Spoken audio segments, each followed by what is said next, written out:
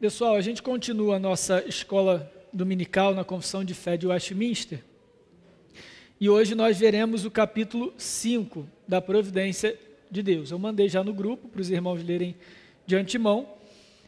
Já adianto que nós não veremos o capítulo todo hoje, nós veremos apenas os 3 primeiros parágrafos, justamente porque a doutrina da providência é uma doutrina que a gente precisa digerir, precisa ir com calma, justamente porque ela é muito importante, mas ela tem muitos detalhes que a gente precisa ver com atenção para ela ficar bem encaixadinha, digamos assim, né? Ela não é tão trivial, ela não é tão fácil de assimilar numa primeira leitura, justamente pela complexidade dos temas que ela toca. E na semana que vem, Deus permitindo, a gente segue do parágrafo 4º em diante, como que essa providência de Deus se relaciona com a realidade do mal, com a realidade da maldade, do pecado. Então, como que um Deus soberano lida com a realidade do mal? Da onde que veio o mal? Por que existe? Por que não existe? Então, vocês já viram que semana que vem também rende bastante, e aí por isso eu preferi dividir, tá bom?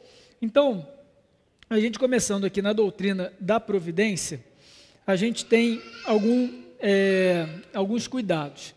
Quando a gente estuda teologia, como a gente está estudando, ou seja, pela confissão de fé, nós estamos estudando de forma sistemática.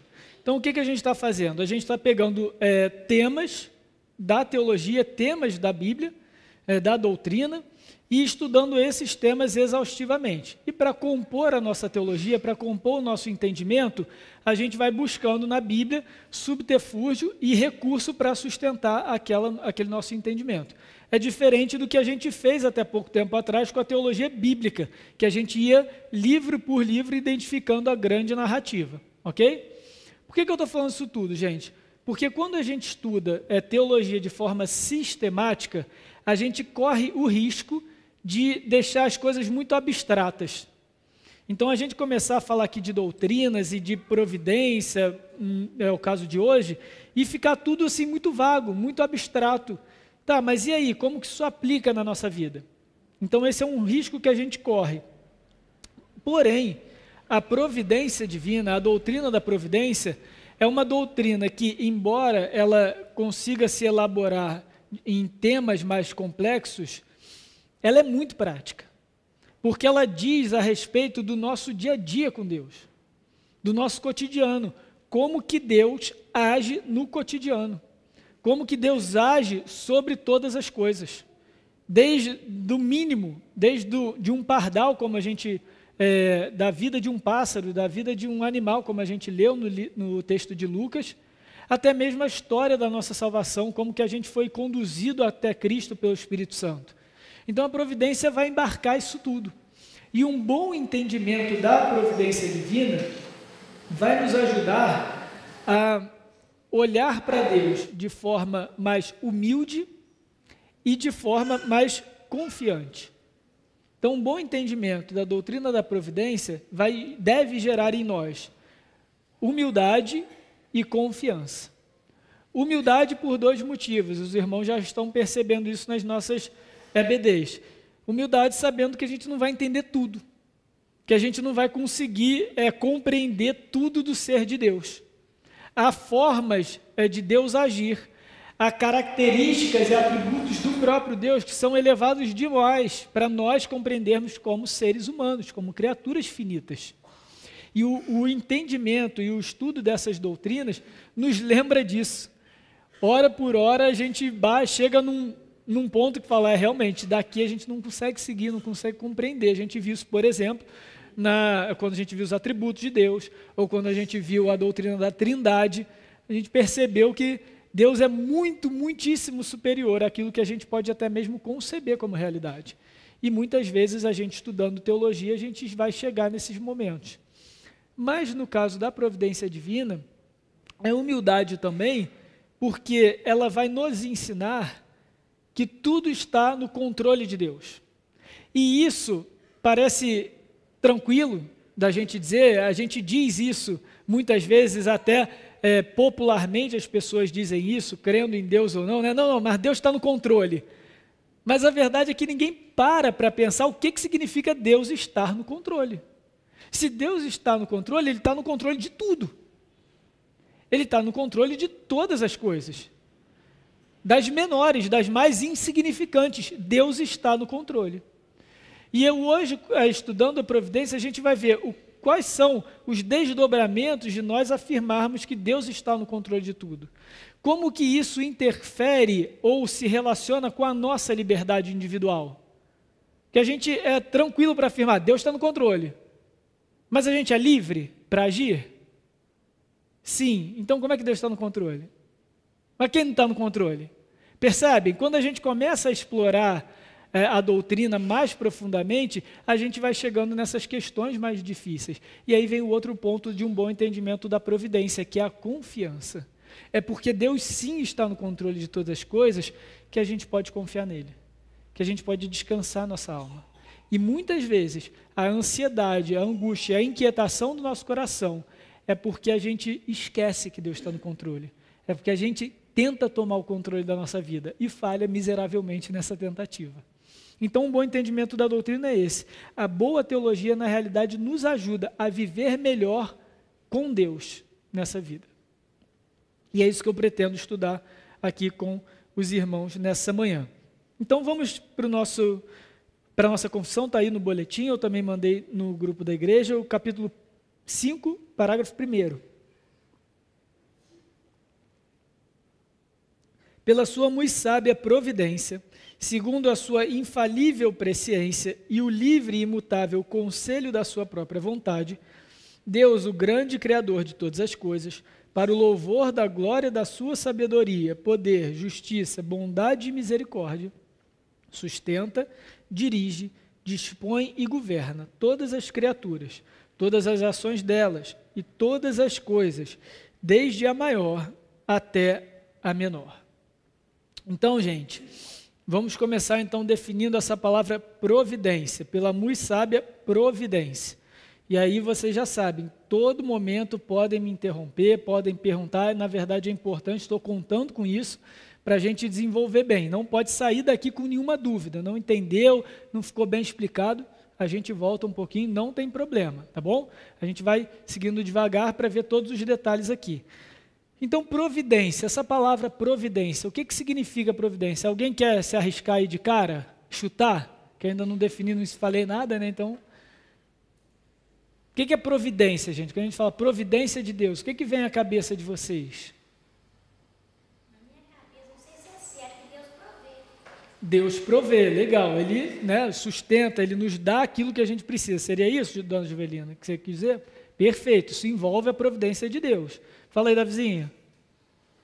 Que quando você fala providência, você fala para a pessoa fazer algo antes que aconteça. Fazer algo antes que aconteça tem a ver, porque ele fala também de presciência. Isso aí tem mais a ver com a presciência, o conhecimento prévio de coisas que não aconteceram.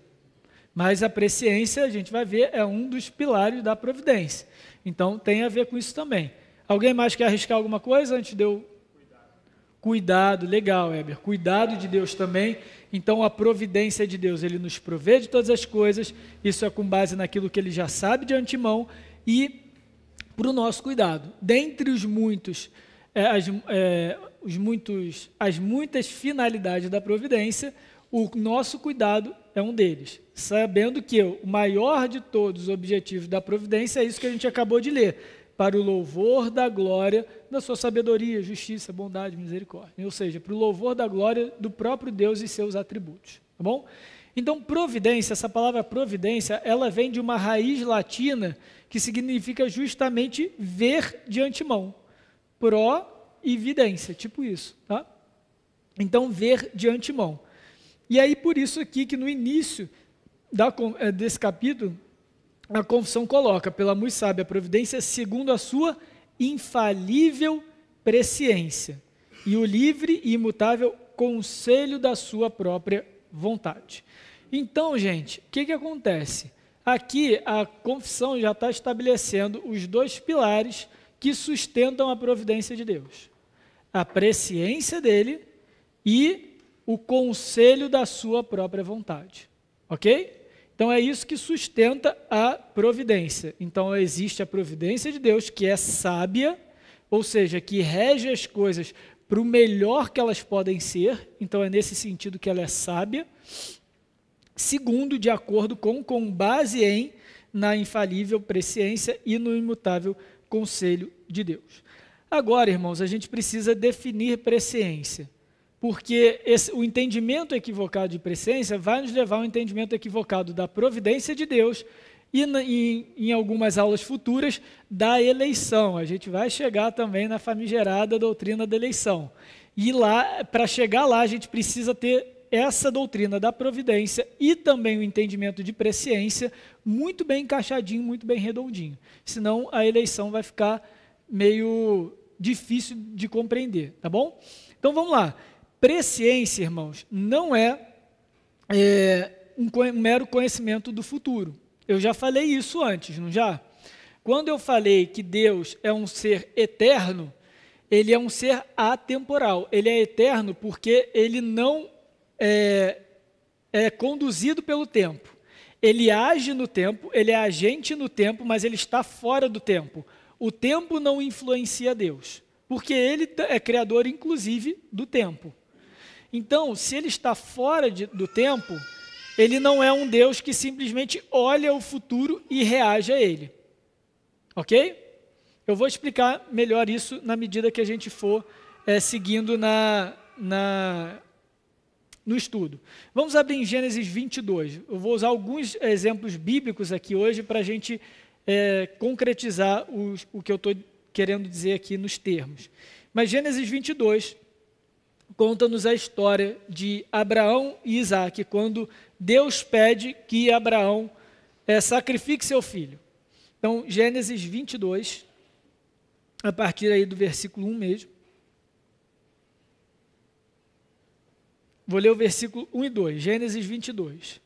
Depois dessas coisas, pôs Deus Abraão à prova e lhe disse: Abraão, este lhe respondeu: eis-me aqui. Acrescentou Deus: toma teu filho, teu único filho Isaque, a quem amas, e vai à terra de Moriá, oferece-o ali em holocausto, sobre um dos montes que eu te mostrarei. Versículo 3, levantou-se, pois, Abraão de madrugada, e tendo preparado seu jumento, tomou consigo 2 de seus servos e Isaque, seu filho, rachou lenha para o holocausto e foi para o lugar que Deus lhe havia indicado. Pergunta importante aqui, gente: Abraão sabia o que Deus ia fazer? Para quem não conhece a história, eu já vou dar o spoiler, tá? O final. Na hora que Abraão ia sacrificar Isaque, ia cortar o pescoço do menino, aparece um anjo e fala: Abraão, não faz isso. E aí aparece um carneiro ali preso nos arbustos e então Deus provê, né, como a dona Juvelina muito bem colocou, provê um carneiro no lugar de Isaque. Tá? Esse é o desfecho. Agora vamos voltar para a pergunta. Abraão sabia o que ia acontecer? Então, quando ele levantou, cortou a lenha, rachou a lenha, pegou o cutelo, o que no coração dele ele achava que ele ia fazer no final do dia? Pode falar, gente. Sacrificar Isaque, matar o próprio filho em nome de Deus. Tá? Ele levantou, ele acordou para aquilo. Beleza? Vamos continuar lendo o texto. Versículo 7 agora, pessoal. Quando Isaque disse a Abraão, seu pai: meu pai, respondeu Abraão: eis-me aqui, meu filho. Perguntou-lhe Isaque: eis o fogo e a lenha, mas onde está o cordeiro para o holocausto? Versículo 8, respondeu Abraão: Deus proverá para si, meu filho, o cordeiro para o holocausto. E seguiam ambos juntos. Então aqui a gente tem o primeiro registro formal da providência divina, mas ela acontece desde a criação. Então aqui, o que vocês acham que Abraão tinha em mente? Ele tinha em mente que Deus ia dar um carneiro? Então por que ele falou Deus proverá?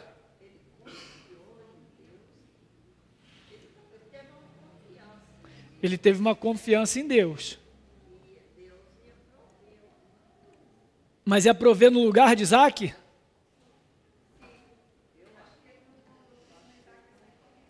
Eu acho que é mais por aí, Elane. Ele não contou para Isaac não sair correndo. Gente, é o seguinte, aqui o verbo prover, na realidade, é simplesmente o verbo ver. Ele vai ver para você, para si. É tipo quando a gente chega e fala assim, cara, estou precisando, sei lá, de uma ajuda aqui em casa, não sei, pode deixar que eu vejo isso para você. A gente não fala isso? O que a gente quer dizer? É que eu vou lá e vou ver para você o problema? Pô, já vi, realmente, ó, Henrique, tá ruim mesmo, valeu. É isso? Não. Eu vou resolver o negócio. Deixa comigo. Não é? É isso que Abraão está dizendo para Isaac. Ele está falando assim, Abraão, filho, Deus sabe. Ele vai ter o sacrifício dele, deixa com ele. Está resolvido. Ainda bem que Isaac não perguntou como. Na cabeça de Abraão, até então, esse prover ou esse ver de Deus, esse resolver de Deus, ainda era Isaac. Não mudou. Quer ver? Vamos lá para Hebreus, versículo 11. Pode falar, Heber.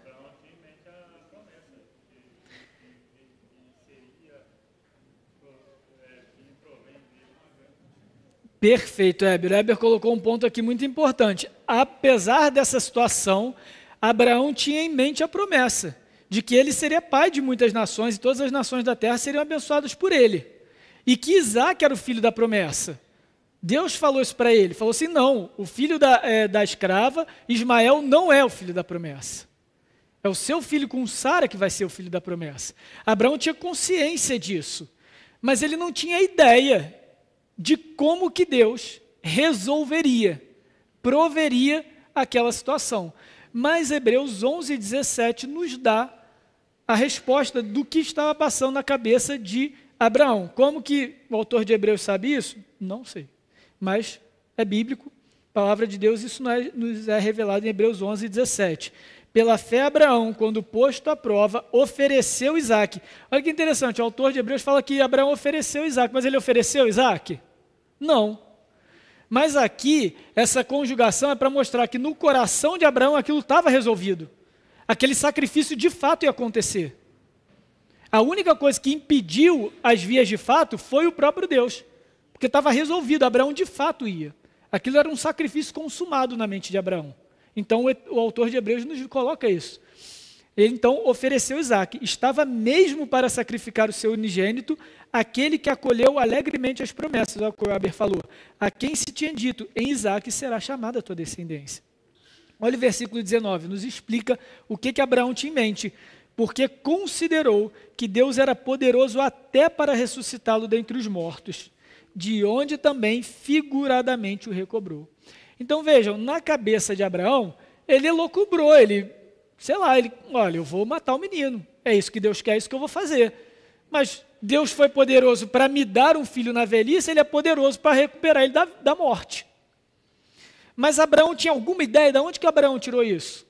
Só da sua fé, da sua confiança em Deus, de que tudo estava sob o controle dele. E Abraão nos dá uma lição de providência. A providência de Deus acompanha a vida de Abraão.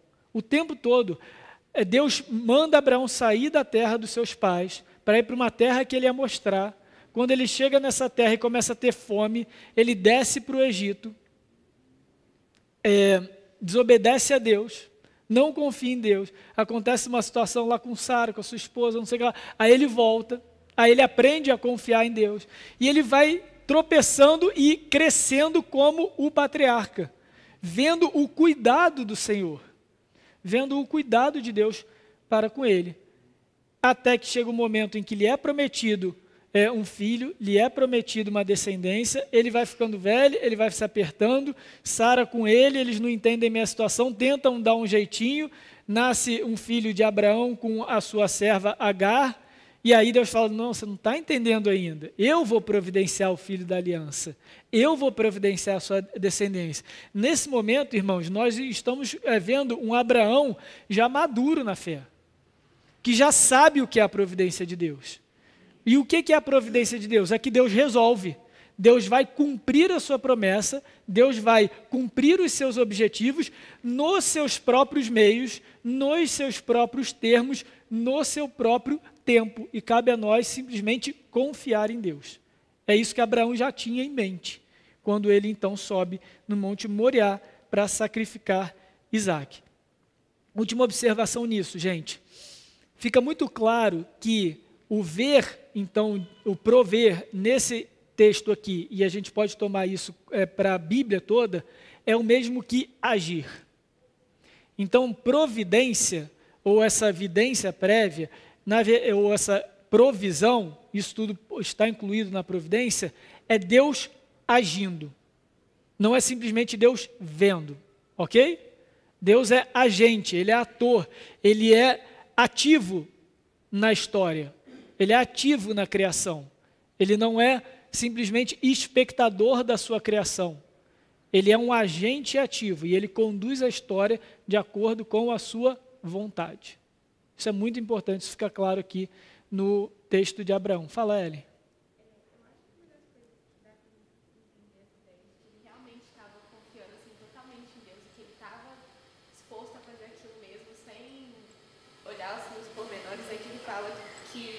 Deus proverá para si o cordeiro. Ele não fala para a gente.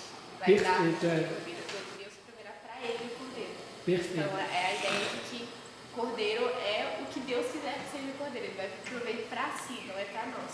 Excelente, excelente. A Ellen colocou um ponto muito importante, que um detalhe da narrativa, que quando Abraão responde para Isaque, ele diz que Deus proverá para si um cordeiro, ou seja, Deus vai resolver aquilo que ele quer com aquele cordeiro, seja quem for o cordeiro, ou seja, qual cordeiro for. Aquilo que Deus quer para ele, que é o sacrifício, isso ele vai ter. Percebe? Muito bom. É exatamente assim que a gente vai lendo a narrativa bíblica. Então, irmãos, a gente vê que essa providência de Deus envolve o agir de Deus para cumprir a sua própria vontade. Tranquilo?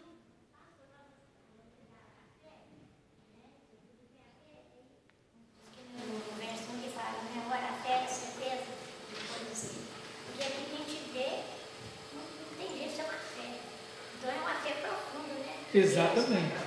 É uma fé profunda, uma convicção. Fé é sinônimo de convicção, gente. Convicção daquilo que a gente não vê. E por isso que é uma convicção muito forte. Abraão não via a resolução dessa situação. Ele sabia que ele tinha que matar Isaque e ele confiava que Deus tinha poder para ressuscitar ele, mas ninguém falou para ele que Deus ia ressuscitar. Mas ele confiava que o cordeiro, como a Ellen comentou, para si, Deus seria satisfeito naquilo. Como? Ele não sabia. A gente sabe agora. Mas, ali naquele momento, a fé dele fez com que ele confiasse que a promessa de Deus ia permanecer intacta, embora Deus estivesse pedindo algo que pudesse comprometer essa promessa, que era a morte do primogênito, do descendente da aliança. Bom?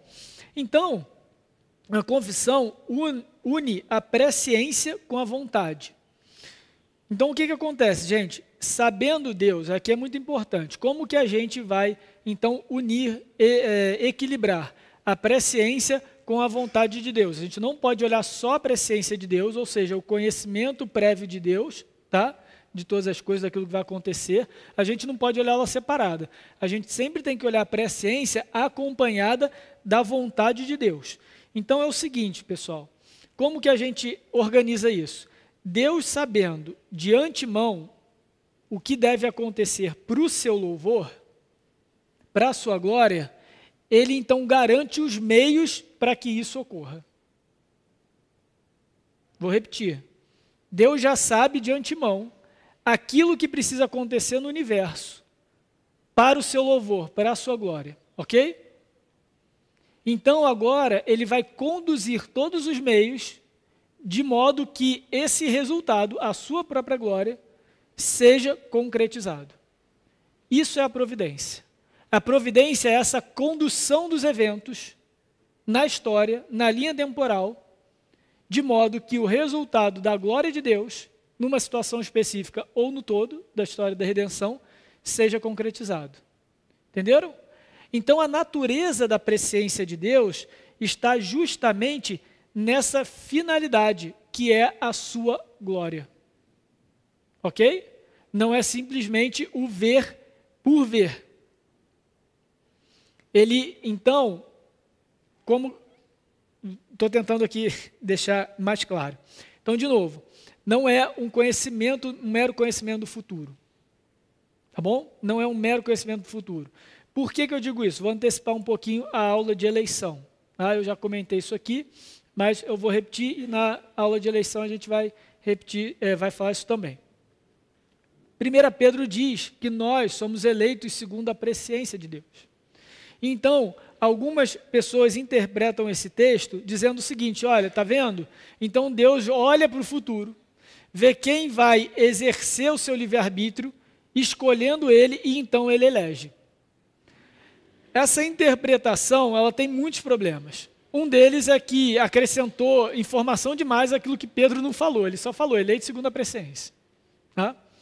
A segunda coisa é que um Deus que olha para o futuro e reage, ou seja, elege segundo a liberdade ou a escolha de alguém, é um Deus que está reagindo à linha temporal. Já não é mais soberano. Concordam comigo? Se Deus escolhe alguém com base naquilo que ela vai fazer, no final das contas, o que pesa mais? A escolha da pessoa ou a escolha de Deus? A escolha da pessoa. E se Deus precisa olhar para o futuro para escolher alguém, o que mais Deus não precisa olhar para reagir? Então ele já não tem o controle da história. Esse dia na internet, esses cortes da internet, eu ouvi um pastor falando, de procedência duvidosa, já de antemão, mas ele estava pregando e tal, né? Então ele estava falando sério, tá? E ele estava dizendo o seguinte, que Deus não tinha a mínima ideia de que Jesus precisava morrer na cruz. Que aí é como se Deus tivesse até tomado de surpresa, e aí que o homem caiu, e aí foi tentando, então assim, agora é isso mesmo, meu filho, vai tu tentar resolver essa parada aí. Gente, isso é um Deus muito pequeno. Eu não sei vocês, mas eu não posso confiar num Deus assim. Que vai tentando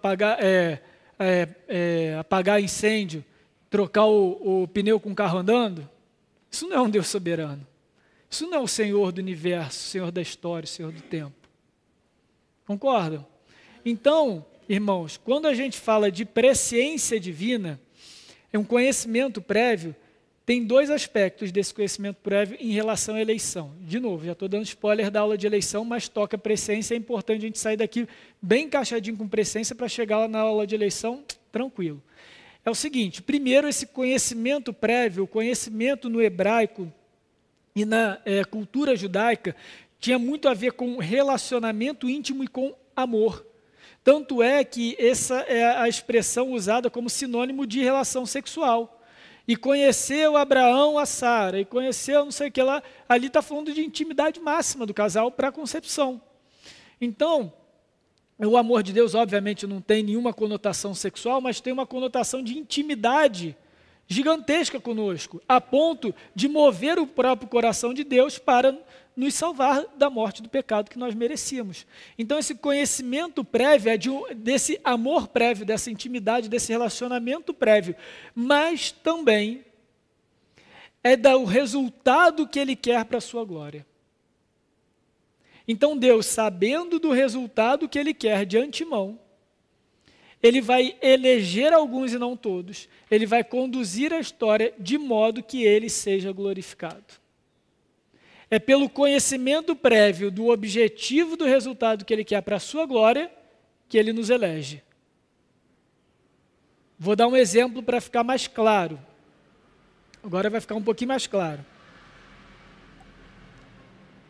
Aqui na confissão, vamos no parágrafo 2. Antes de eu dar o exemplo, vamos ler o parágrafo 2, aí vai ficar um pouco mais claro. Depois eu volto um pouquinho no parágrafo 1, que tem algumas coisas ainda para a gente ver.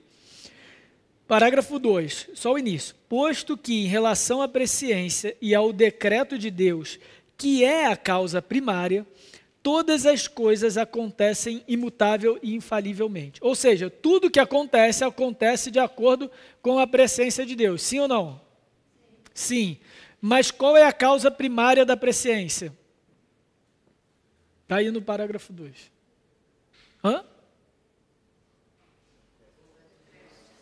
Decreto de Deus. O decreto de Deus é a vontade de Deus concretizada.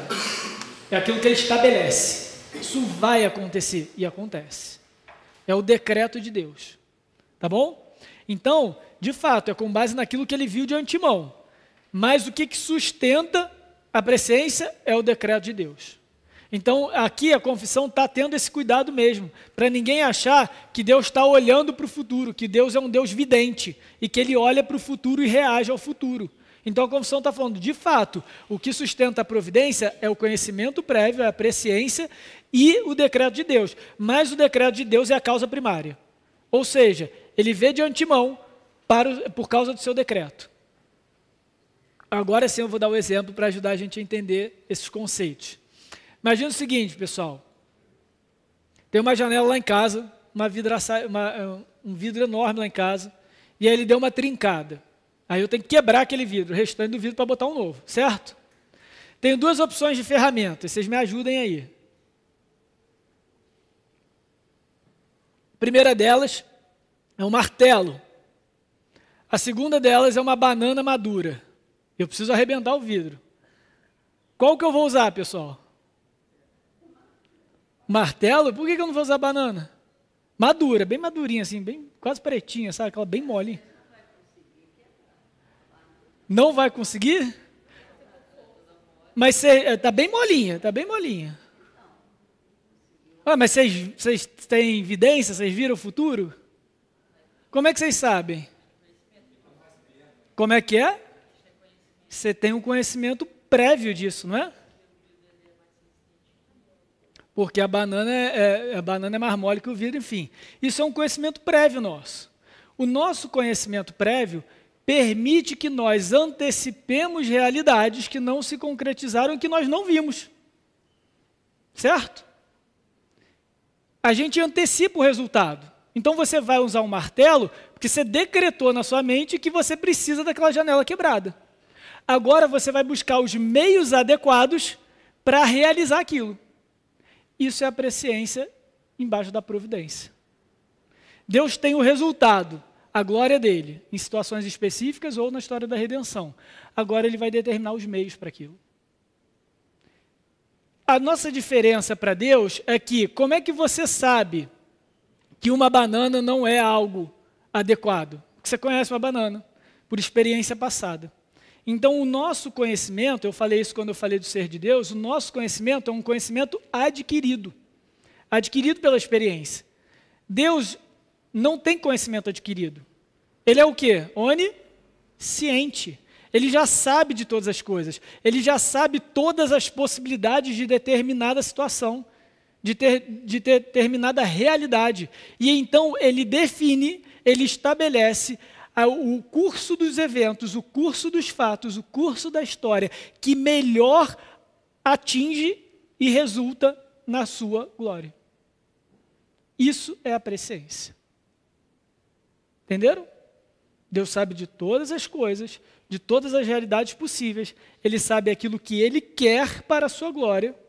Decreta, então, aquele que vai ser o resultado que Ele deseja para a sua glória. E agora, então, Ele vai estabelecer todos os meios para chegar até aí. Então, essa é a providência de Deus e a presciência. Alguma dúvida, gente, na presciência? Ficou claro que não tem nada a ver com Deus simplesmente olhar o futuro e reagir a ele? Está tranquilo? Beleza. Então, a gente segue aqui. Então, pessoal, voltando no parágrafo 1º, ele vai, então, agora descrever o que são esses atos, esses meios de providência de Deus. Então, na segunda metade aí no boletim, terceira linha, do primeiro parágrafo ainda. Deus, grande Criador de todas as coisas, para o louvor da glória da sua sabedoria, poder, justiça, bondade e misericórdia. Então, só uma observação rápida aqui. Então, quando eu falo para a glória de Deus, para a glória de Deus, isso não pode também ser abstrato na nossa cabeça. Então, o que é Deus fazer todas as coisas para a sua glória? É de modo que ele seja reconhecido e exaltado e adorado por quem ele é e pelos seus atributos. Então, algumas situações da nossa vida, e aí os irmãos pensem em exemplos pessoais, não precisam expor, mas em alguns momentos da nossa vida, a gente vai ver o poder de Deus. Vai ver situações ali que não tinham resolução e de repente você fala, caramba, tudo resolveu assim, não deu tempo nem de orar. Deus é poderoso mesmo. Vai ter outros momentos em que a gente vê a misericórdia de Deus. E aí, momentos da nossa vida que a gente só faz besteira, a gente faz tudo errado, fala, bom, agora minha vida acabou. E aí a gente se arrepende, a gente busca o Senhor e a situação se resolve, e a gente fala, caramba, Deus é misericordioso mesmo. Olha só o que eu faço da minha vida, e ainda assim Ele me ama, e ainda assim Ele me dá isso, me dá isso, me dá isso, ainda assim Ele me provê, ainda assim Ele me sustenta, caramba, eu não mereço tudo que Deus me deu. Não é assim na nossa vida? Então percebam, irmãos, tem situações, eu estou dando situações próprias, específicas, mas também na história da redenção como um todo, Deus vai revelar cada um dos seus atributos a partir da maneira como Ele conduz a história. E Ele conduz de que forma? Vamos continuar aqui, quarta linha aqui do parágrafo 1º, né, da segunda metade. Ele sustenta, Ele dirige, Ele dispõe e governa todas as criaturas, todas as ações, todas as coisas, deixa o caminhão passar, todas as coisas, da menor até a maior. Vou repetir, gente. Então Deus sustenta, dirige, dispõe e governa. O que? Todas as criaturas, todas as ações, todas as coisas, desde a maior até a menor. E aí a minha pergunta, que é a grande pergunta de hoje, como é que fica a nossa liberdade nesse sentido? A confissão afirma que Deus governa, dirige, sustenta e dispõe todas as criaturas, anjos, demônios, seres humanos e animais, enfim. E todas as ações são realizadas por criaturas. E todas as coisas. E agora, como que a gente alinha a nossa liberdade? A gente tem liberdade de fazer alguma coisa então? Mas Deus não governa e dirige todas as coisas?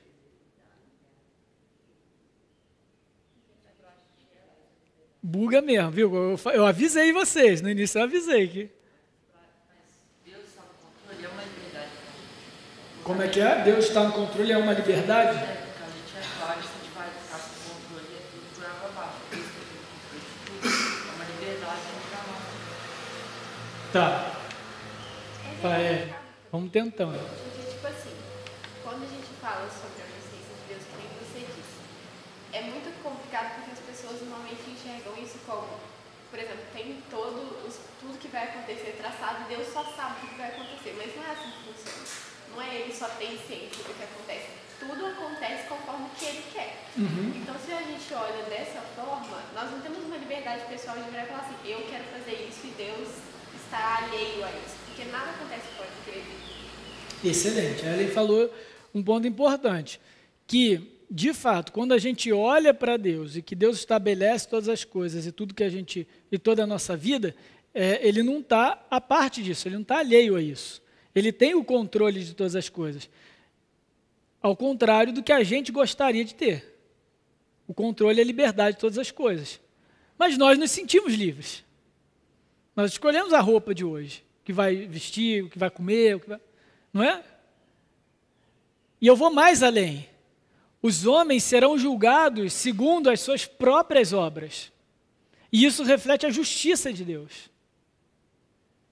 Então, mais do que a roupa que você escolheu, como é que Deus julga alguém que livremente escolheu o mal, sendo que a ação desse alguém é sustentada, dirigida, disposta e governada pelo próprio Deus? Essa é a pergunta de $1 milhão. Vamos responder, gente. Parágrafo 3º, a gente tem resposta. Deus abençoando, a gente tem resposta.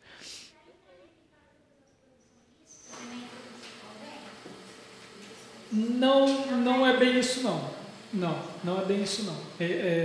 Esse versículo, todas as coisas são lícitas, mas nem todas me convêm, é mais do nosso testemunho cristão, é um outro contexto. Parágrafo 3, gente, parágrafo, capítulo esse Vzinho é o 5 aí. Parágrafo 3º, na sua providência ordinária, Deus emprega meios, todavia, eu pulei, gente, desculpa, é o 2. Vou ler o 2 de novo.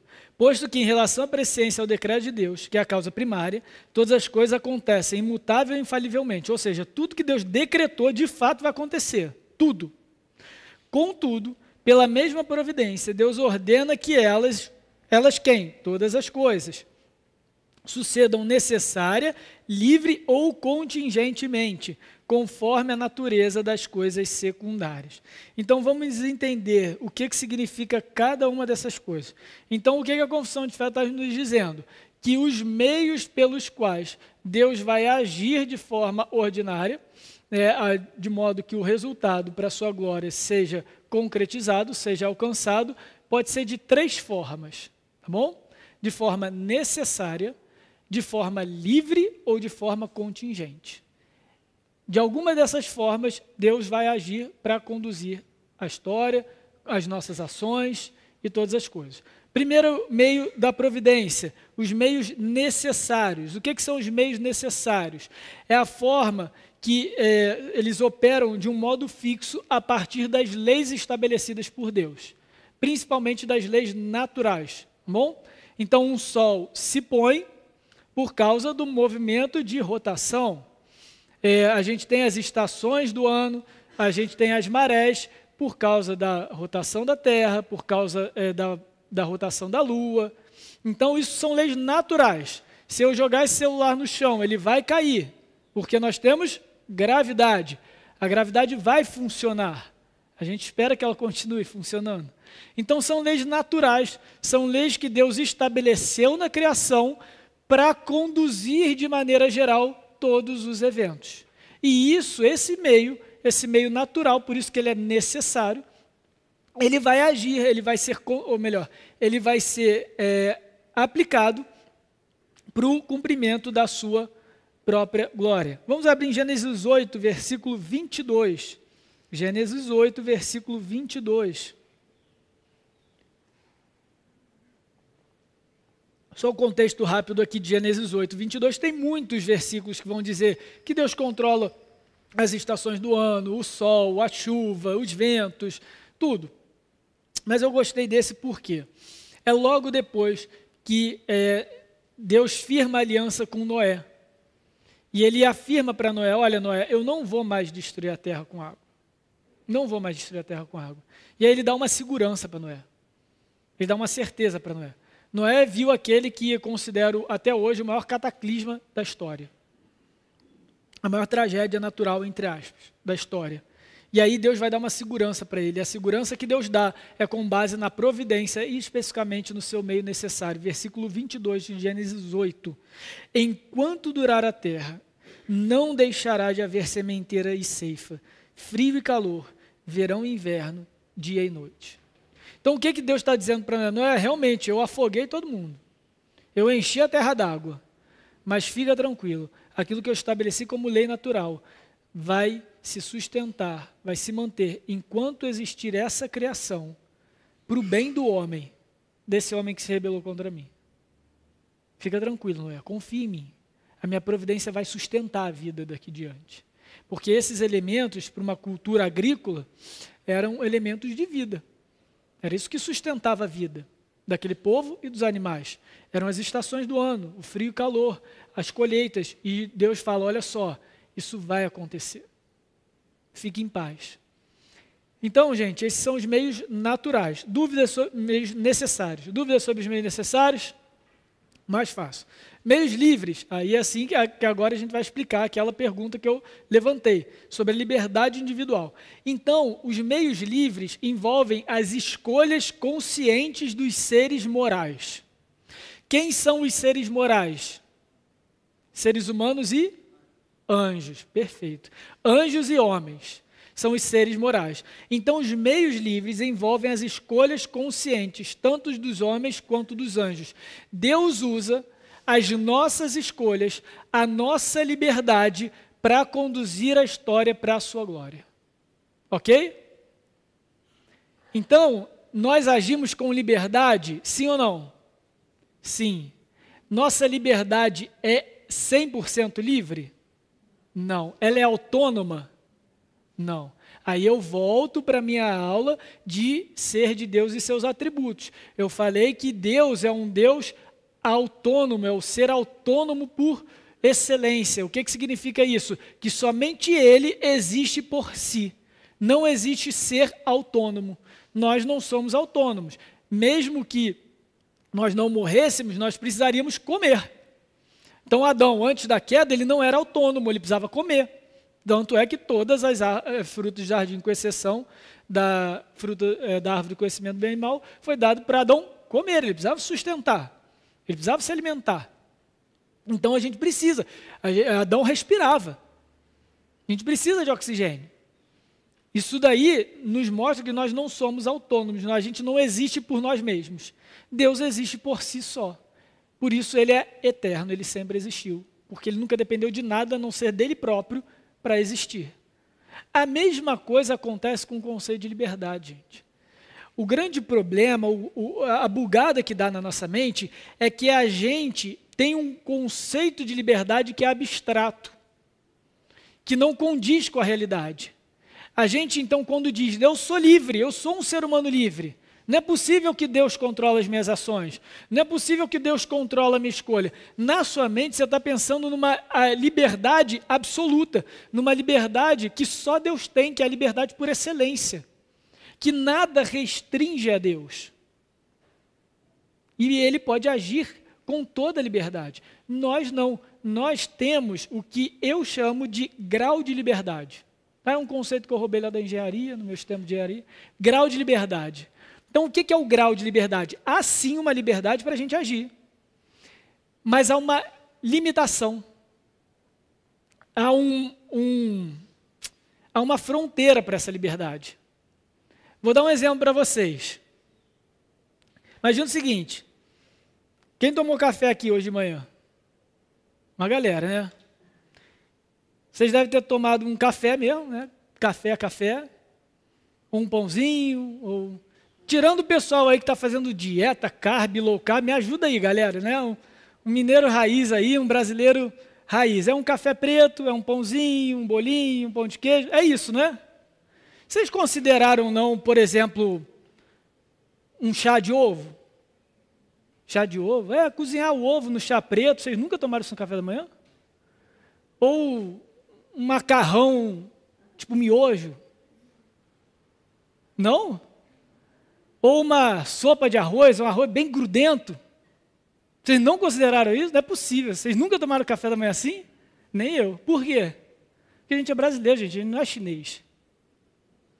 Agora, você acha que algum chinês acordou de manhã e falou assim, tomar aqui passar um cafezinho e vai assar um pão de queijo aqui?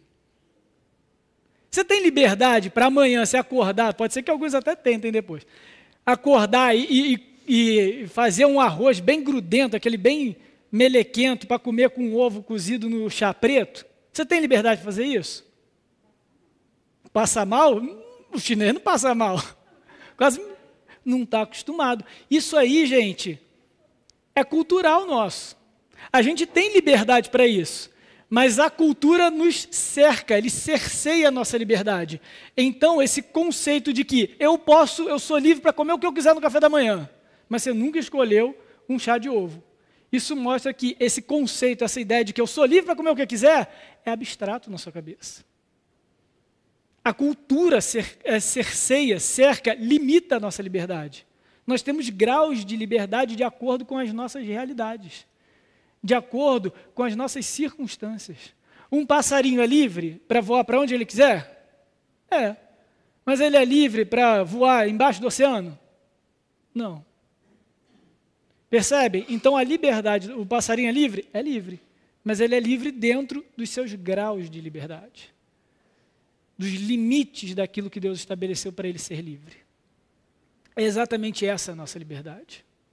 Nós somos seres morais livres, mas a nossa liberdade é cerceada por Deus e pela nossa própria realidade, a nossa própria condição de pecado.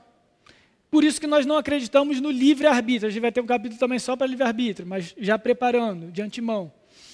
Por isso que a gente não acredita no livre-arbítrio, porque o conceito de livre-arbítrio é abstrato. Ele parte do pressuposto de que o ser humano teria condições plenas, sem nenhuma interferência de nada nem ninguém, de escolher a Deus, escolher fazer o bem. Mas a gente vê na Bíblia que nós não somos assim. O pecado nos cerceia a liberdade do arbítrio. Então tudo que a gente escolhe é o mal.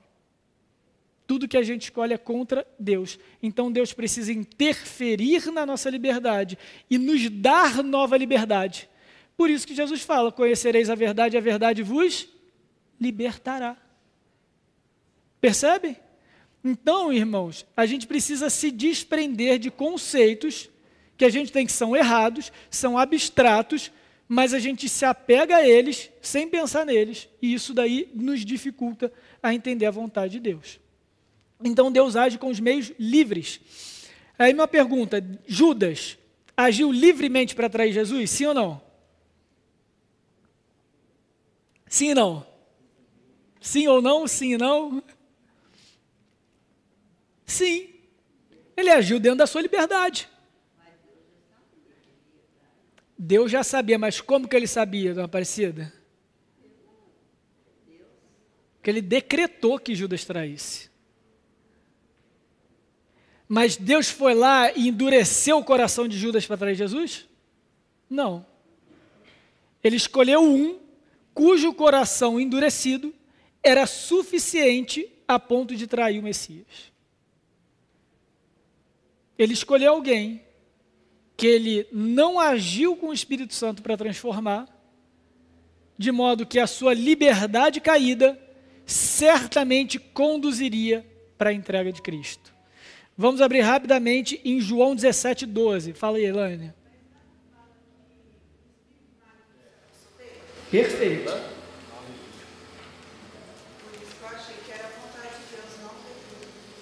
É a vontade de Deus, mas não é dele próprio. Por isso que eu vou ler João 17:12.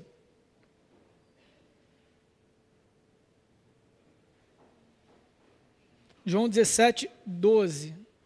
Não, desculpa, gente, pulei uma. É Mateus que eu quero antes. Mateus 26:14. De fato, no momento em que ele foi trair Jesus, Satanás entrou em Judas. Ok, para ele fazer o que tinha que fazer. É para dar aquela coragem que faltava no homem. Mas vamos lá, Mateus 26:14. Aqui ele não está possuído por ninguém não, tá, gente? Aqui Judas está agindo livremente. Vou ler. Mateus 26:14. Então um dos 12, chamado Judas Iscariotes, indo ter com os principais sacerdotes, propôs, ou seja, partiu de quem a traição? Judas. Que me quereis dar e eu vos entregarei? E pagaram 30 moedas de prata. Olha o versículo 16, gente. Judas não estava possuído por ninguém aqui. E desse momento em diante, buscava ele. Ele quem? Judas. Uma boa ocasião para o entregar. Então, do momento em que Judas recebeu o pagamento, ele só pensava em uma coisa: quando que eu vou entregar esse cara? Perceberam? Isso é a liberdade do coração de Judas. Um coração que não é transformado pelo Espírito Santo. Um coração que não foi libertado do pecado. E a única liberdade que ele tem, o único grau de liberdade que ele tem é a maldade contra o Messias.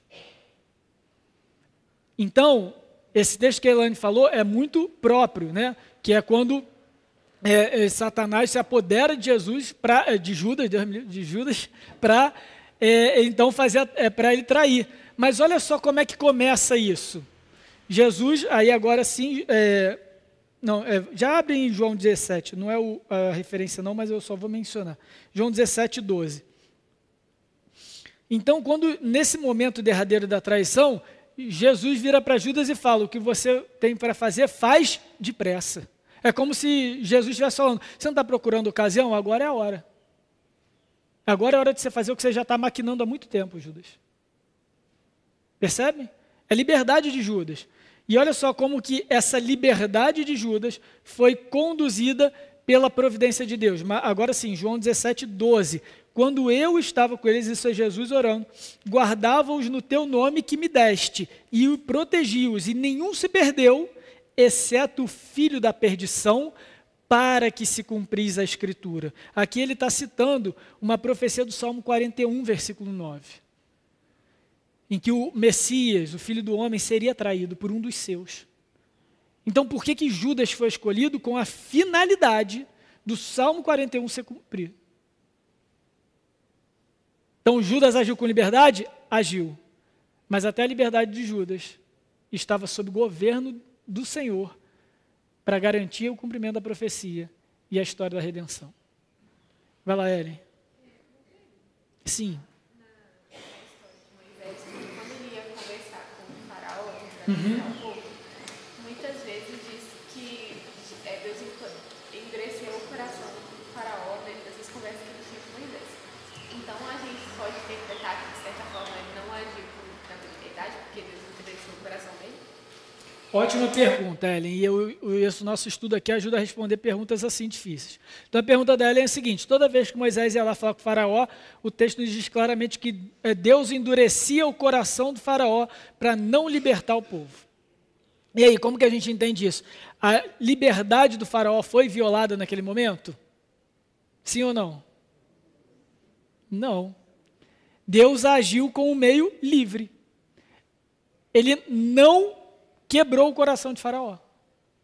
Ele manteve o coração de Faraó sendo o que é Faraó. Dando ao Faraó aquilo que só ele pode dar. Ele, o Faraó, a ele mesmo. Que é dureza de coração. Ele entregou o Faraó a si mesmo. E isso é o que endurecia o coração de Faraó.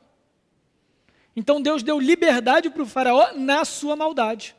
Porque a liberdade do faraó, que iria endurecer o seu coração, vez após vez, era o necessário para se cumprir a vontade de Deus ali para o Egito. Da mesma forma de Judas. O Espírito Santo tem autoridade, ou tinha autoridade naquele momento histórico, para restaurar o coração de Judas e levar ele ao arrependimento? Sim ou não? Jesus falou uma coisa muito importante, gente. Ele falou assim: aquele que me negar diante dos homens, esse eu negarei diante do Pai, não é? Pedro negou Jesus quantas vezes? Pedro foi salvo ou não? Por quê? Jesus fala para Pedro que Satanás pediu a alma, mas ele rogou por Pedro. E Cristo restaurou Pedro. Por que Cristo poderia ter feito mesmo com Judas? Ele poderia ter rogado ao Pai pela alma de Judas, sim ou não? Por que ele não fez? Para a sua própria glória, gente. Para a sua própria glória. Então o que ele fez com Judas? Ele largou Judas. E essa é a pior coisa que Deus pode fazer por um ser humano. Largar o ser humano a si mesmo. Largar o ser humano à sua própria liberdade caída. Não é à toa que o apóstolo Paulo, já vou dar a resposta, vai levantando a mão aí, gente. Não é à toa que o apóstolo Paulo diz em Romanos que como que Deus castigou determinados homens, entregando-os às suas próprias paixões. Então a nossa liberdade, embora limitada, é meio de providência divina. Deus está com as rédeas nas mãos. Entendeu? Aí quando o ser humano é largado a sua própria escolha, ele tem a escolha. Então ele vai escolhendo. E o destino dele é o que com suas próprias escolhas? Perdição. Exatamente, é. Então Deus, de vez em quando, chega lá para Exatamente. conserta o caminho dele. Perfeito. O Heber falou uma coisa importante. É exatamente isso que a gente está chegando à conclusão. Deus tem o controle de todas as coisas, mas quando ele, pela sua própria vontade, para a sua glória, decide soltar um ser humano na sua própria liberdade, essa liberdade só pode o levar à perdição por causa da condição caída de pecado. Vai lá, Henrique. Lança braba. O outro lado da história ali, que é Moisés convencendo Deus a não exterminar o povo. Como é que funciona nesse sentido? Porque assim, o deixar o ser humano ir para a sua própria vontade, vamos dizer assim, acho que é mais claro da gente entender. E assim, no final das contas, isso não pode impactar o fim lá que Deus definiu. Né? Mas essa parte, ao contrário, né? Deus, determinada a dar fim ao povo e Moisés convencendo ele do contrário. Como é que Ótimo funciona ponto. isso? Ótimo ponto. O Henrique perguntou o oposto, o outro lado da moeda. Então, é Deus disposto ou já afirmando que ia destruir o povo, e aí, então, Moisés intercede pelo povo. A gente também tem esse papel em Abraão. E aí aqui, gente, a teologia bíblica nos ajuda a responder essa pergunta. Então, eu sou o aficionado de que a teologia bíblica e a sistemática elas têm que andar de mãos dadas, senão a gente se perde um pouco no meio do caminho. Na história da redenção, a gente já viu que esses papéis, o de Abraão, o de Moisés, o de Davi, eles são os representantes da aliança, certo? E eles apontam para quem como representante perfeito? Jesus, para Cristo. Então, cada aspecto desses representantes é elaborado, é desenvolvido por Deus para, no final, apontar de forma perfeita para Cristo. Um dos aspectos, uma das características importantíssimas de todo mediador da aliança é de interceder pelo povo. É de interceder. Então, quando Moisés intercede pelo povo, Deus está dando a liberdade para Moisés cumprir esse papel de intercessor. Um outro exemplo é o de Abraão, lá em Gênesis 18, se eu não me engano, e esse texto é maravilhoso, é difícil pra caramba, mas é maravilhoso, que é o seguinte: Ló está lá em Sodoma, e aí vem Deus e 2 anjos, e aí eles têm uma conversa e tudo, e aí os anjos descem para destruir Sodoma. E aí tem um diálogo em Gênesis 18, que é Deus com ele mesmo, ele fala assim: porventura eu vou esconder aquilo que eu vou fazer do meu servo Jó. É que eu estou com outro texto de Jó lá na cabeça, lá na frente. Abraão. E aí ele conta para Abraão, e Abraão faz o quê? Intercede por Sodoma e Gomorra. Ele fala: mas Senhor, você porventura vai matar o justo com o injusto? E se tiver 100 justos? Aí ele fala: não vou matar, não vou destruir a cidade por causa disso. E se tiver 40, se tiver 30? Mas quem que provocou aquela situação ali? Quem começou aquele diálogo? Deus. Deus está, então, criando no coração de Abraão o seu papel como patriarca, o seu papel como intercessor, porque isso aponta para Cristo. Então, esses são os meios ordinários do exercício da vontade de Deus. É por isso também que a gente ora. Se Deus sabe todas as coisas, se Deus já decretou tudo, se Ele vai nos abençoar, independente do que a gente faça, por que a gente ora, gente? Por que a gente tem reunião de oração toda semana, a gente está aqui orando, pedindo a Deus, intercedendo e agradecendo? Por quê? Que a gente não pode esquecer, e a gente só se apega quando fala de providência, a primeira parte da história. Qual é a primeira parte? Deus governa todas as coisas, certo? Mas Ele também estabelece os meios. Ele também estabelece os meios. E um dos meios ordinários, comuns, principais de Deus abençoar o seu povo é através da oração. É por isso que várias vezes Deus no Antigo Testamento fala: porventura, se vocês clamarem, eu não vou ouvir. Deus quer que a gente clame, Deus quer que a gente o busque. Porque esse é o meio comum que Ele estabeleceu para nos abençoar. Ele só nos abençoa dessa forma, sim ou não? Não. Muitas bênçãos, infinitas bênçãos a gente recebe sem nem ter orado. Aí a gente com vergonha agradece. Mas outras é pela oração. O mesmo exemplo da pregação. Por que a gente prega se o número de eleitos está estabelecido, gente? Por quê? Para buscar os que não foram alcançados. Porque Ele mandou fazer, porque esse é o meio pelo qual Deus estabeleceu. Então, a intercessão pelo povo, as nossas orações, a nossa pregação, elas não invalidam a providência de Deus. Pelo contrário, são meios pelos quais a providência de Deus se realiza na história. Isso aí, por esse relacionamento. Esse relacionamento na oração é o meio de graça, é o meio pelo qual Deus vai nos abençoar. A Ana tinha levantado a mão lá atrás? Não tinha? Então tá bom. Nada passa aqui, hein, gente? Se for coçar a cabeça, eu vou ver.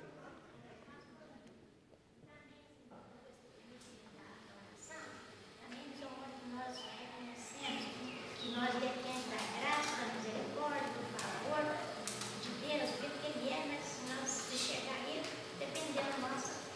Perfeito, perfeito, dona Jovelina. Dona Jovelina está falando que a oração nos mostra que nós dependemos dele, da graça, da misericórdia. Por isso que é um meio ordinário de bênção. Esse daí é o motivo pelo qual Deus estabeleceu a oração, dentre muitos. Mas é que a gente dependa, que a gente tenha relacionamento, como o Weber falou. Então Deus também estabelece os meios. Então, gente, de novo, a nossa dificuldade com a liberdade individual que a gente tem e a soberania de Deus é o conceito equivocado ou abstrato que a gente tem de liberdade. De uma liberdade que não existe para nada nem ninguém, a não ser para o próprio Deus. E que a nossa liberdade vai ser usada por Deus para os seus próprios meios. Tem inúmeros outros exemplos na Bíblia. Tem o exemplo dos irmãos de José, né, que eu até peguei aqui o texto, quando no final José fala, não temais, acaso estou no lugar de Deus? Vós, na verdade, intentaste mal contra mim, porém Deus o tornou em bem para fazer, como vedes agora, que se conserve muita gente em vida. Então, aqueles irmãos de José agiram livremente ao vendê-lo como escravo? Sim ou não? Sim. Mas Deus permitiu isso, e isso a questão da permissão de Deus a gente vai falar na semana que vem, porque aí a gente vai tratar mais do problema do mal, do pecado, por que ele permite o mal, enfim. Mas ele permitiu isso e conduziu toda a história de modo que não só José, mas toda a família de José, porque era a família da aliança, fosse salva por meio da liberdade daqueles homens caídos. Tá? Dúvidas sobre o meio livre, a gente vai para o último, que é o meio contingente. Fala aí, Davi.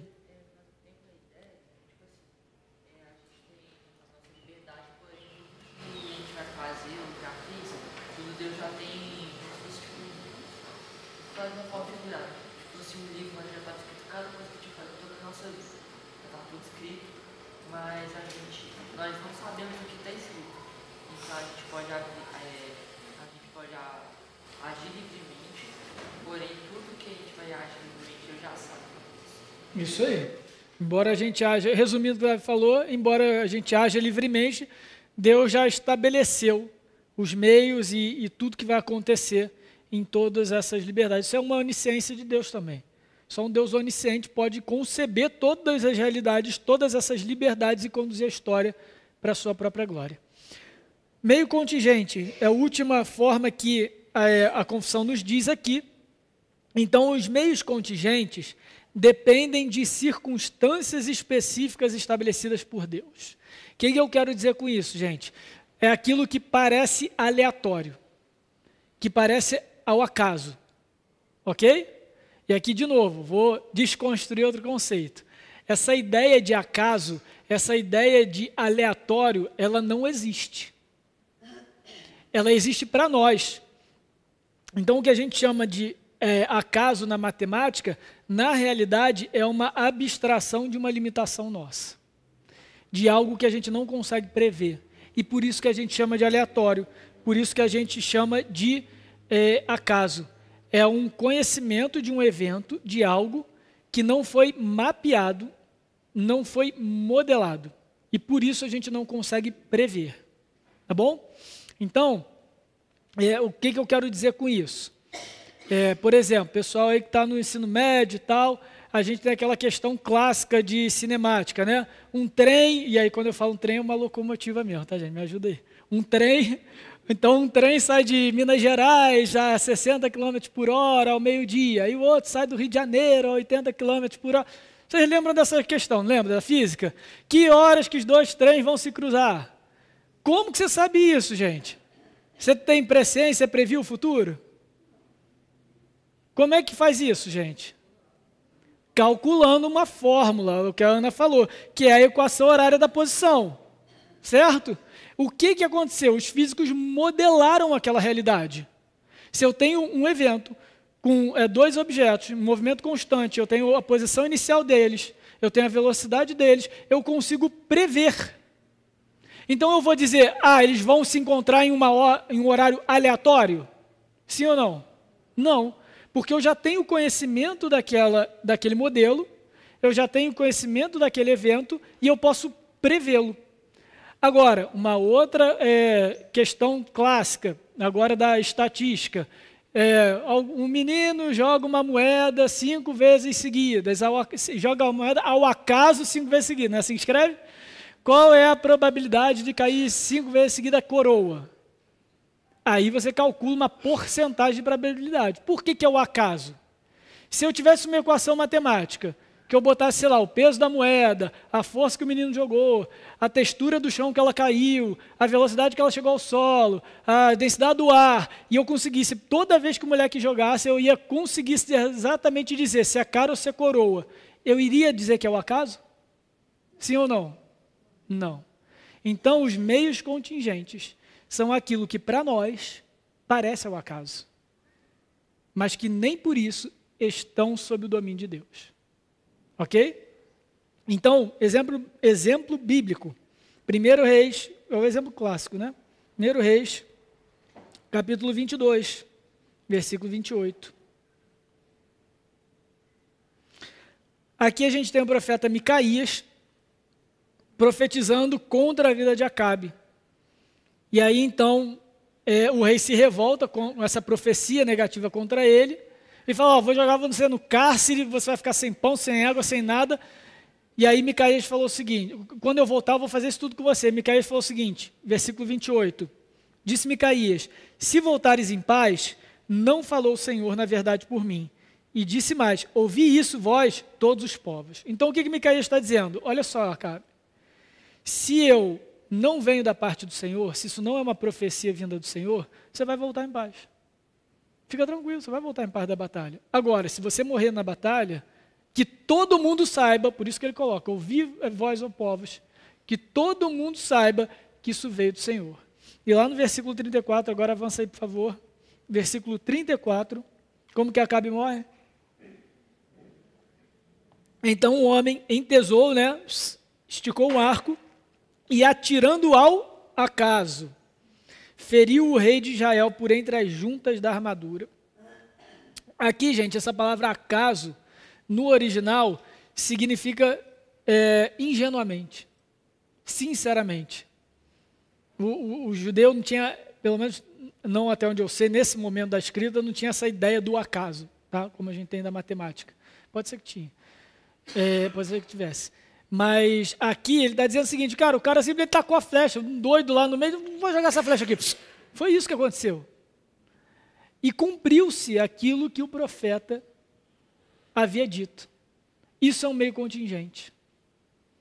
O cara, e aqui é interessante esse exemplo, porque ele livremente atirou a flecha. Um doido no meio da batalha, quem é que é doido, pega uma flecha e atira para o alto assim do nada, sem mirar em ninguém? É doido.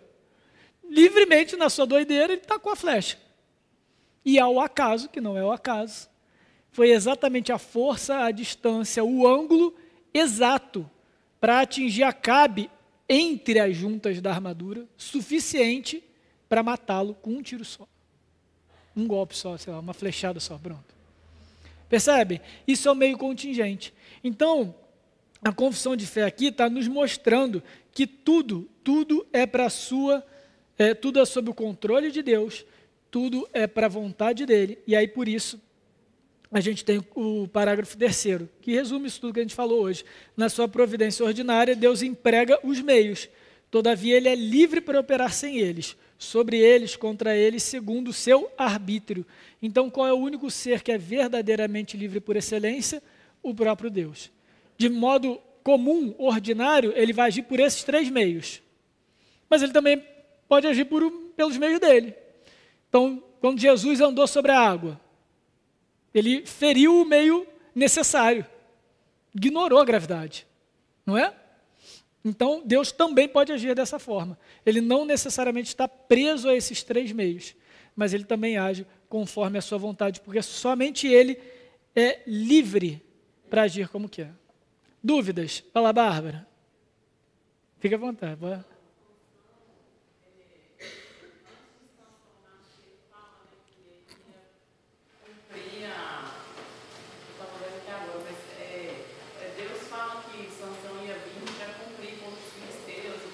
E a iniciar a libertação de Israel do domínio dos filisteus. Quando a gente vai ler na narrativa, você tem a impressão assim, nossa, descambou, né? Exatamente. Sansão se entregou à mulher, se envolveu. Mas aí tem uma parte que fala, né, que os pais dele não sabiam, mas aquilo vinha da parte do Senhor para cumprir a profecia. E aí quando ele morre, justamente isso, né? A gente acha assim, gente, ele está lá acabado, não é possível, o que vai acontecer agora? E aí ele faz uma oração lá no final, se arrepende, se entrega e pede a Deus o último fôlego de força, né? E consegue cumprir contra os filisteus. Então, mata vários príncipes dos filisteus. Então, também acho que é um exemplo, só não sei qual que encaixa. Excelente exemplo, gente. E aí até eu digo para vocês, agora vocês têm a missão de andar na Bíblia, nas leituras de vocês, procurando, farejando a providência de Deus. Exemplo de Sansão é maravilhoso, perfeito, excelente exemplo, Bárbara. Porque ele qual que encaixa? Em todos. Encaixa em todos. A gente tem uma profecia, então Deus já estabeleceu. Sansão livremente só faz coisa errada, de forma livre, ele só vai agindo de maneira errada. A gente tem os meios necessários, então a gente tem os meios necessários são os meios naturais. A gente vê também que há uma situação, por exemplo, quando Sansão queima a plantação dos filisteus. Não foi um acaso. Ele amarrou lá o rabo da raposa, está com fogo, é lógico que o troço vai pegar fogo. E pegou fogo na plantação inteira. Foi um incêndio. Olha o meio necessário aí. Então, o meio necessário, o meio livre, aí o meio contingente, depois vocês procuram, mas também é forçar a narrativa. Mas você vê, tudo estava sob o controle de Deus. Teve isso que o narrador fala, mas os seus pais não sabiam que isso era para propósito, e o final é muito importante, que é o desfecho, a conclusão, também nota do redator, que ele falou, e Sansão matou mais homens em morte do que em vida. O que ele está dizendo? Que no final das contas, a vontade de Deus foi feita apesar de Sansão. Apesar de todos os esforços de Sansão em destruir os filisteus. Sansão passa a narrativa toda tentando destruir os filisteus, porque ele estava sob aquela promessa. Mas aí Deus age. E fala, é Deus que está agindo. É 100% Deus quem está agindo. Olha aí, Davi. Teve um caso lá nos Estados Unidos de uma pessoa estava com um problema mental e a menina estava sabendo disso nem ela mesma. Aí o vizinho, alguma pessoa lá, tirou uma flecha. A flecha foi no meio das duas artérias, não matou a pessoa, mas causou coisa assim. Ela foi para o hospital e aí a flecha salvou a vida dela. Porque se fosse ali agora, ela não ia conseguir. Excelente. O Davi trouxe um exemplo de providência contingente, né, ao acaso, entre aspas, de uma pessoa que tinha um tumor nos Estados Unidos e aí recebeu uma flechada no pescoço e onde a flecha pegou foi justamente, não matou, mas aí descobriu o tumor e salvou. Então, assim, de fato, quando a gente olha para a nossa vida, gente, a gente vai ver esses meios sendo vistos. A gente vai ver os meios necessários, os meios contingentes, os meios livres e tudo para a glória de Deus. E aí volta aquilo tudo que eu falei. No início eu falei uma coisa muito importante. Nossa teologia não pode ser abstrata, ela tem que ser concreta. Então qual é o meu objetivo ao ensiná-los providência?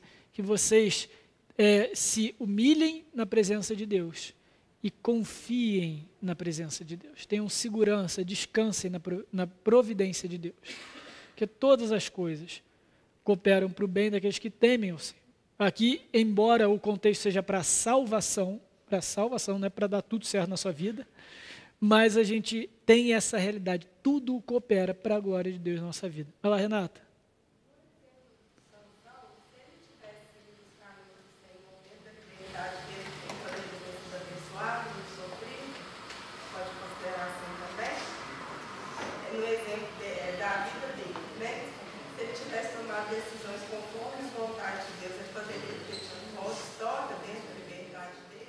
Não sei. Esse pensamento, gente, é difícil, nos traz dificuldade. Quando a gente pensa numa outra possibilidade para as narrativas bíblicas, né? A Renata está trazendo, e se Sansão tivesse sido obediente? Aquilo que Deus estabeleceu para a vida de Sansão e para a história da redenção é o que aconteceu. A gente constrói a nossa teologia com aquilo de concreto que Deus revelou na história. Então, assim, não sei dizer, porque, né?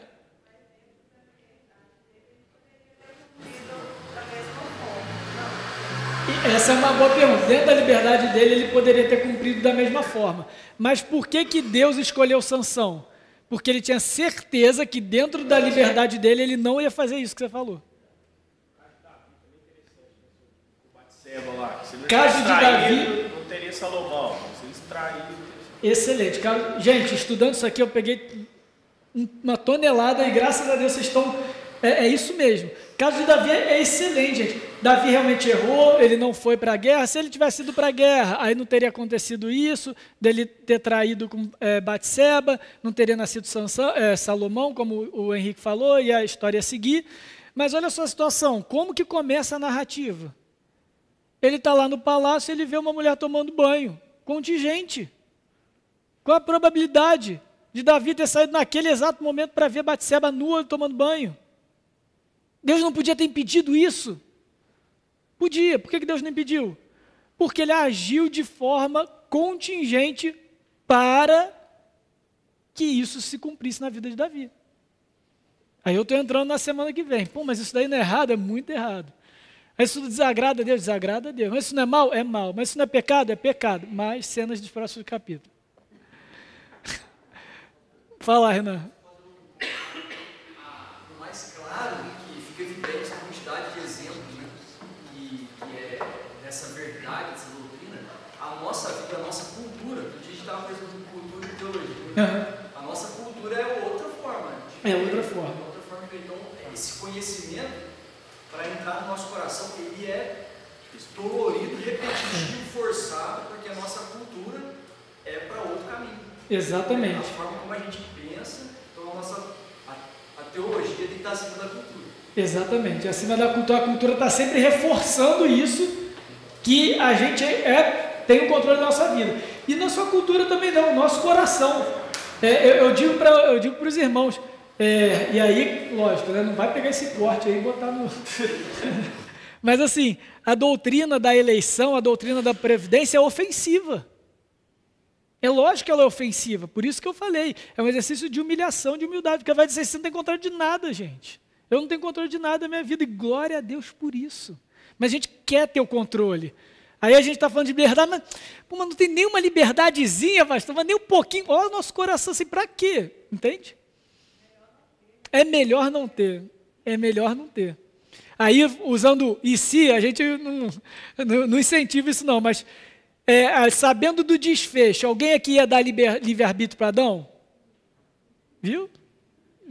Então, assim, liberdade é um negócio complicado, que a gente supervaloriza, mas a nossa liberdade está em Deus, em Cristo, sob o governo dele. Essa é a verdadeira liberdade. Conhecereis a verdade vos libertará. Amém? Sim.